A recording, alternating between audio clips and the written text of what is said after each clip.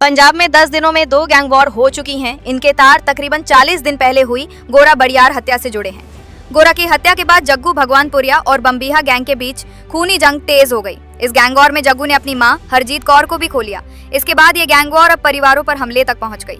Bambiha gang ने चाहे जग्गू की मां की हत्या के लिए अफसोस जाहिर किया और कहा कि ये घटना अनजाने में हुई, लेकिन इनमें 2 हत्याओं के पीछे एक ही नाम सामने आया, वो था गोरा बड़ियार का। गोरा की हत्या 26 मई 2025 को जग्गू भगवानपुरिया ने करवाई थी।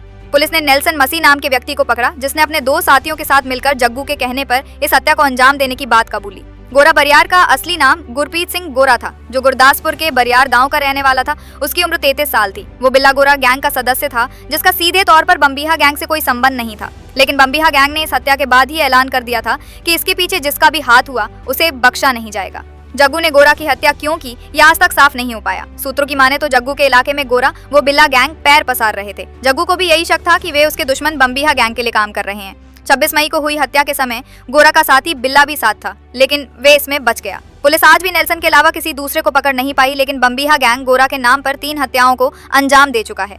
इस घटना के पूरे 1 महीने के बाद जग्गू की मां हरजीत कौर व उसके साथी करणवीर की हत्या कर दी गई। दोनों बटाला में घर के बाहर कार में थे जब अज्ञात हमलावर बाइक पर आए और गोलियां चला दी।